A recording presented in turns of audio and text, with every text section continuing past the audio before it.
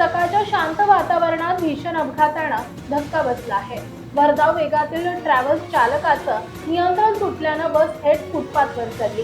हा अपघात गुरुवारी दिनांक 30 एप्रिल रोजी सकाळी 6:30 वाजण्याच्या सुमारास शहरातील मध्यवर्ती अभिनव चौकामध्ये घडला। या अपघातात दुचाकीवरील 2 महिला गंभीर जखमी झाल्या असून त्यांच्यावर खासगी रुग्णालयामध्ये उपचार सुरू आहेत। सुदैवानं दोघींची प्रकृती सध्या स्थिर असल्याची माहिती मिळाली आहे।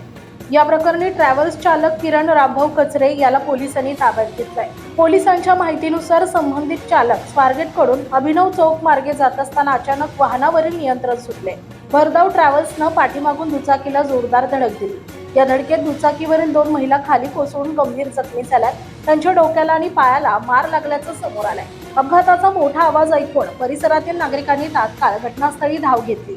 सकाळी व्यायामासाठी बाहेर पडलेल्या नागरिकांनीही मदतीसाठी पुढाकार घेत जखमींना तातडीने रुग्णालयात हलवले।